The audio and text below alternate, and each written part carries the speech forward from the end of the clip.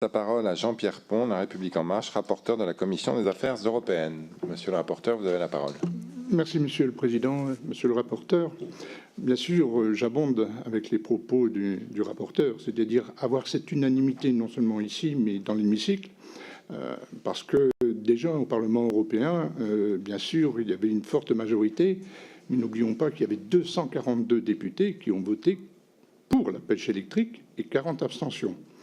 Alors c'est vrai qu'au départ aussi, la Commission était pour une prolongation et développer aussi de manière commerciale cette pêche électrique. Et le vote du Parlement a complètement bloqué, en sachant que de toute façon, c'est au niveau du trilogue qui va se tenir dans les 3 à 9 mois que tout sera discuté, avec la présence, bien sûr, de notre ministre. C'est pour ça qu'on doit lui apporter tout notre soutien qui sera nécessaire, parce que les arguments et le poids qu'on va donner les Hollandais est quand même assez important. D'abord, il est évident que les 84 bateaux qui sont armés en pêche électrique devront changer leur maillage et leur filet si donc cette pêche électrique est interdite. Il faut rappeler aussi que sur le plan armement boulonné, parce que j'ai oublié de dire que j'étais boulonné de Boulogne-sur-Mer et que ça m'a donné bien sûr motif à défendre cette pêche. Au niveau des armements boulonnais, en particulier de pêche hauturière, ils sont quasiment tous, il n'y a plus d'armement français, c'est tous à capitaux étrangers et en particulier hollandais. Les derniers bateaux qui sont nouveaux bateaux qui sont arrivés au port de Boulogne, en particulier Scopal, c'est Intermarché, ont été construits en Hollande. Ça veut dire que s'ils ont été construits, ils seront réparés en Hollande.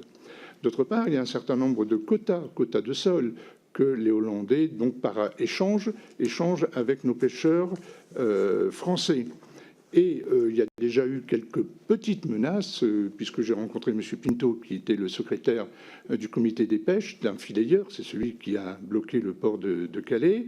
Les Hollandais lui ont clairement dit que s'il ne pêchait plus avec filet électrique, il partait avec des seines, ce qui est franchement pas meilleur. La pêche à la seine, on entoure et on enlève tout. C'est à peu près aussi dramatique que la pêche électrique.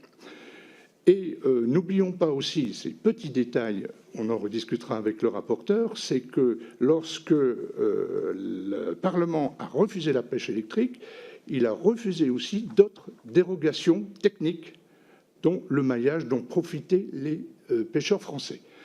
Donc c'est pour ça que je dis qu'il faut absolument apporter notre soutien au ministre M. Travert, parce que ça ne va pas être facile pour lui pour défendre notre point de vue et interdire cette pêche électrique qui est encore pour moi tout à fait une catastrophe pour non seulement nos fonds marins, mais pour l'avenir de notre pêche. Merci. Merci. J'ai M. Christophe, Mme de Prez-Audebert.